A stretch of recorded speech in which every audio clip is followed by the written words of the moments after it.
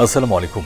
সংবাদে আপনাদের সবাইকে স্বাগত জানাচ্ছি। আমি ফিরোজ তোহা। শুরুতেই সংবাদ শিরোনাম। বাংলাদেশের সর্বশেষ গুরুত্বপূর্ণ আপডেট সংবাদে আপনাকে স্বাগত। শুরুতেই সংবাদ শিরোনাম, পরে বিস্তারিত। শুরুতেই জানিয়ে দিব, আন্দোলনে নিহত হাজারেরও বেশি, চোখ হারিয়েছে 4 শতাধিক মানুষ। কোটা সংস্কার এবং সরকার পতনের আন্দোলনে দেশে 1000-এর বেশি মানুষ নিহত হয়েছে এবং প্রায় 4 শতাধিক মানুষ তাদের দৃষ্টিশক্তি হারিয়েছেন বলে জানিয়েছে স্বাস্থ্য উপদেষ্টা নূরজাহান বেগম। এ সময় তিনি বলেন, আন্দোলনকে ঘিরে যারা নিহত হয়েছেন তাদের পরিবারের দায়িত্ব সরকার নেবে এবং যারা আহত হয়েছেন তাদের সম্পূর্ণ বিনামূল্যে চিকিৎসা দেওয়া হবে। এরপর জানিয়ে দিব, শেখ হাসিনার আমলে পাচার এবং আত্মসাৎ হয়েছে $100 বিলিয়ন। শেখ হাসিনা সরকারের আমলে কতিপয় অসাধু ব্যবসায়ী এবং প্রভাবশালী ব্যক্তিরা নামে বেনামে কত টাকা যে ঋণ আত্মসাৎ করেছে বা পাচার করেছে তার হিসাব দিয়েছে অন্তর্বর্তীকালীন সরকারের প্রধান উপদেষ্টার কার্যালয় থেকে। এসব তথ্য জানানো হয়েছে। সেখানে বলা হয়েছে এই অর্থের পরিমাণ $100 বিলিয়ন বেশি। এবারে জানাবো, জাসদ ছাত্রলীগ থেকে যেভাবে জামাতের আমির হলেন ডক্টর শফিকুর রহমান।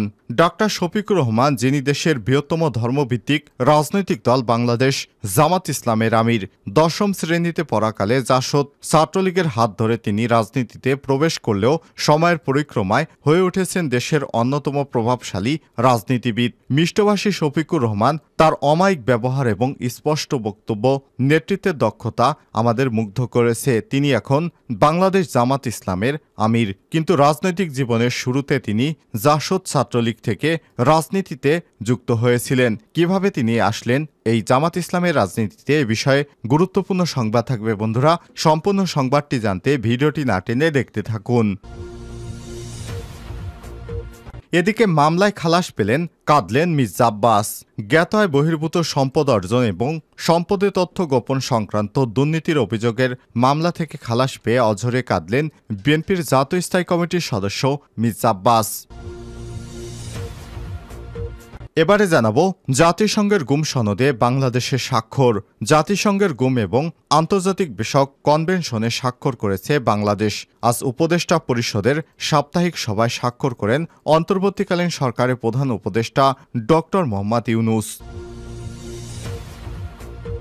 এবং সর্বশেষ জানিয়ে দিব, কোটা আন্দোলনের পক্ষে ছিলাম, আমি নির্দোষ বললেন সাবেক আইনমন্ত্রী আনিসুল হক। অবশেষে নতুন করে আনিসুল হকের আবারও 5 দিন রিমান্ড মঞ্জুর করেছে আদালত। এ সময় আদালত প্রাঙ্গণে তিনি বলেছেন, আমি বৈষম্যবিরোধী ছাত্র আন্দোলনের সঙ্গে ছিলাম, আমি নির্দোষ, আমাকে ছেড়ে দিন। প্রিয় দর্শক, এই লোকটি এতটা নির্লজ্জ যে এতদিন শেখ হাসিনার হয়ে বিভিন্ন আইন পাশ করে অনেক মানুষকে বিনা দোষে ফাঁসি দিয়েছে, অনেককে যাবজ্জীবন কারাদণ্ড দিয়েছে, অথচ সেই বলছে সে নাকি নির্দোষ। জাতির প্রশ্ন, তাহলে এদেশে আসলে অপরাধীটাকে? উনার মতো এত বড় পর্যায়ের একজন মন্ত্রী নিজেকে নির্দোষ দাবি করে যে শেখ হাসিনার একজন দালাল ছিলেন, অথচ বাংলাদেশে তিনি বলছেন তিনি নাকি নির্দোষ। তাহলে আসলে দোষীটাকে? সাধারণ মানুষ? এ বিষয়ে আপনার মতামত কমেন্ট করে জানিয়ে দিন। এতক্ষণ শুনছিলেন সংবাদ শিরোনাম বন্ধুরা, এবারে বিস্তারিত। তবে তার আগে বন্ধুরা অনুরোধ থাকবে, এই সংবাদটিতে একটি লাইক দিন। এই চ্যানেলে আপনি নতুন হয়ে থাকলে আমাদের সংবাদটি দেখতে দেখতে চ্যানেলটি সাবস্ক্রাইব করে রাখুন। কমেন্ট করে জানিয়ে দিন আপনি বিশ্বের কোন দেশ থেকে আমাদের সংবাদটি দেখছেন এবং শুনছেন।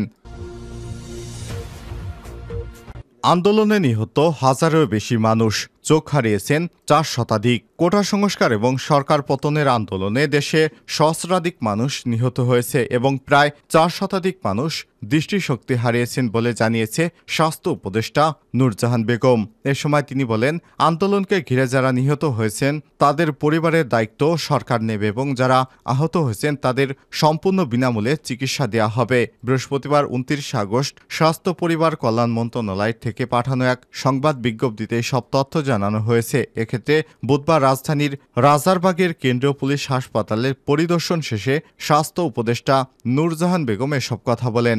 এ সময় তিনি বলেন, আন্দোলনকে ঘিরে যারা নিহত হয়েছেন তাদের পরিবারের দায়-দায়িত্ব সরকার নেবে, যারা আহত হয়েছেন তাদের সম্পূর্ণ বিনামূল্যে চিকিৎসা দেওয়া হবে। নূরজাহান বেগম আরও বলেন, বৈষম্যবিরোধী ছাত্র আন্দোলনে এখন পর্যন্ত 1000-এর উপরে মানুষ নিহত হয়েছেন এবং 400 জনের উপরে ছাত্র আন্দোলনে দৃষ্টিশক্তি হারিয়েছেন। অনেকেই এক চোখ অন্ধ হয়ে গেছে, অনেকের দুই চোখের দৃষ্টিশক্তি হারিয়েছেন। আমেরিকার সেবা নামক প্রতিষ্ঠানের সঙ্গে আমাদের কথা হয়েছে, যাদের চোখ অন্ধ হয়ে গেছে বা চোখে সমস্যা দেখা দিয়েছে। আমরা সেবা ফাউন্ডেশনকে তাদের তালিকা পাঠিয়েছি। এ সময় তিনি বলেন, সেবা ফাউন্ডেশন জানিয়েছে যত শীঘ্রই সম্ভব তারা চিকিৎসার জন্য দেশে ডাক্তার নিয়ে আসবে। ইস্পাহানি ইসলামিয়া চক্ষু ইনস্টিটিউট, জাতীয় চক্ষু বিজ্ঞান ইনস্টিটিউট এবং হাসপাতালও, চট্টগ্রাম চক্ষু হাসপাতাল ও দিনাজপুরে তাদের চিকিৎসা দেওয়া হবে। স্বাস্থ্য উপদেষ্টা বলেন, অনেকেই পায়ে আঘাত পেয়েছেন, অনেকের পা কেটে গেছে, পা কেটে ফেলতে হয়েছে। আমরা বিভিন্ন দাতা সংস্থার সঙ্গে কথা বলেছি, বিশ্বব্যাংকের সঙ্গে আমরা কথা বলেছি, যাতে সুচিকিৎসার জন্য বিদেশ থেকে ডাক্তারের টিম নিয়ে আসা যায়, সেটা আমরা চেষ্টা করে যাচ্ছি। শেখ হাসিনার আমলে পাচার আত্মসাৎ হয়েছে $100 বিলিয়ন টাকা। শেখ হাসিনা সরকার আমলে কতিপয় অসাধু ব্যবসায়ী এবং প্রভাবশালী ব্যক্তিদের নামে বেনামে কত টাকা ঋণ আত্মসাৎ করেছেন বা পাচার করেছেন তার হিসাব করছে সরকার। অন্তর্বর্তীকালীন সরকারের প্রধান উপদেষ্টার কার্যালয়ের অনুমান এই অর্থের পরিমাণ $100 বিলিয়ন টাকার বেশি। দেশের শীর্ষস্থানীয় এক গণমাধ্যমের খবরে বলা হয়েছে, শেখ হাসিনার আমলে বড় অঙ্কের টাকা যেসব প্রতিষ্ঠান লুটপাট বা আত্মসাৎ বা পাচার করেছে তার মধ্যে অন্যতম এস আলম গ্রুপ। গ্রুপটির মালিক সাইফুল ইসলাম শেখ হাসিনা সরকারের শাসন আমলে 60টি ব্যাংকের নিয়ন্ত্রণ পান। তিনি অজ্ঞাতভাবে বিভিন্ন ব্যাংকের থেকে 2 লক্ষ কোটি টাকা তুলে নিয়েছেন। বাংলাদেশ ব্যাংকের গভর্নর আহসান এইচ মনসুর বুধবার ইঙ্গিত দেন যে এস আলম সিস্টেমেটিক্যালি ব্যাংক থেকে অর্থ লুটপাট করেছে। তিনি বলেছেন, আমি জানি না এমন সুন্দর পরিকল্পনার মাধ্যমে বিশ্বের কেউ এত অর্থ ডাকাতি করেছে কিনা।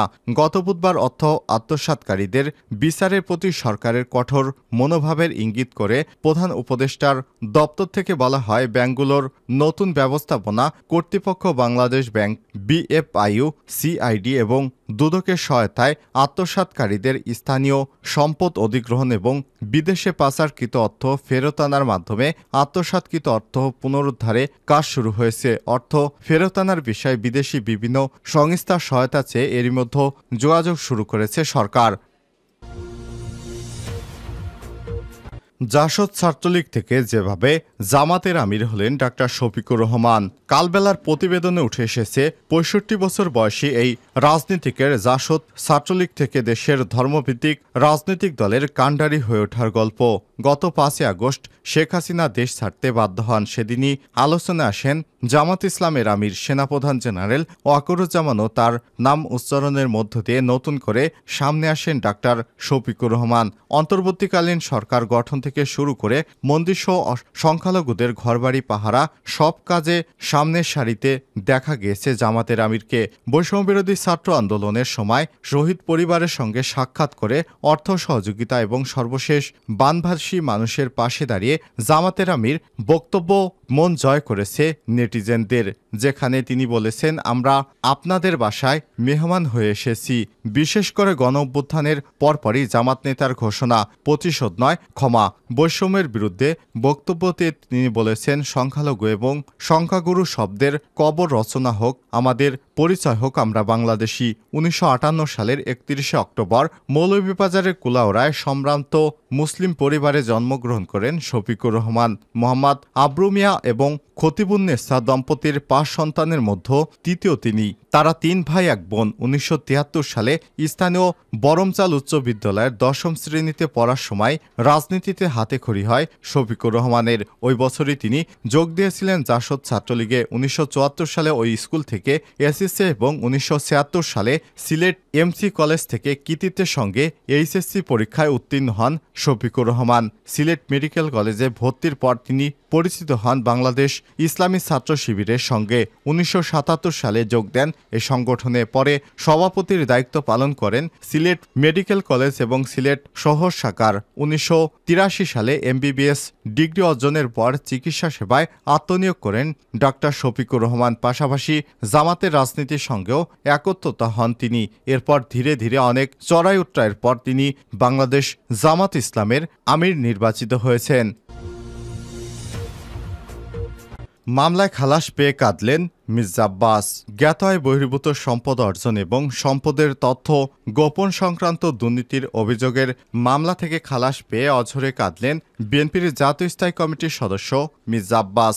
রায় ঘোষণার সময় মির্জা আব্বাসের স্ত্রী আফরোজা আব্বাসও আদালতে হাজির ছিলেন। বৃহস্পতিবার 29 অক্টোবর অভিযোগে প্রমাণিত না হয় মির্জা আব্বাসকে বেকসুর খালাসের রায় দেয় ঢাকার বিশেষ জজ আদালত 6-এর বিচারক মোহাম্মদ মাসুদ পারভেজের আদালত। মামলার অভিযোগ থেকে জানা যায় মির্জা আব্বাসের আয়ের সঙ্গে সঙ্গতিহীন 7,32,32,290 টাকা সম্পদ অর্জন এবং 57,26,571 টাকা সম্পদের তথ্য গোপন রেখেছেন তিনি। 2007 সালের 16 আগস্ট দুর্নীতি দমন কমিশন দুদকের উপপরিচালক মোহাম্মদ শফিউল আলম রাজধানীর রমনা থানায় এই মামলাটি দায়ের করেন। 2008 সালের 24 মে দুদকের উপপরিচালক মোহাম্মদ খায়রুল হুদা তদন্ত শেষে মামলার চার্জশিট দাখিল করে। চার্জশিটে তার বিরুদ্ধে আয়ের সঙ্গে সঙ্গতিহীন 4,23,00,000 টাকা সম্পদ অর্জন এবং 22 লক্ষ টাকা সম্পত্তির তথ্য গোপনের অভিযোগ আনা হয়। 2008 সালে 16 জুন আদালতে মামলার অভিযোগ ওঠার মাধ্যমে বিচার শুরু হয়। মামলার বিচার চলাকালীন 24 জনের সাক্ষ্য গ্রহণ শুরু হয়। এরপর দীর্ঘদিন তিনি এই মামলার সঙ্গে জড়িত ছিলেন। অবশেষে অন্তর্বর্তীকালীন সরকার আসার পর এই মিথ্যা মামলা থেকে মুক্তি পেয়ে অঝরে কাঁদলেন বিএনপির জাতীয় স্থায়ী কমিটির সদস্য মির্জা আব্বাস।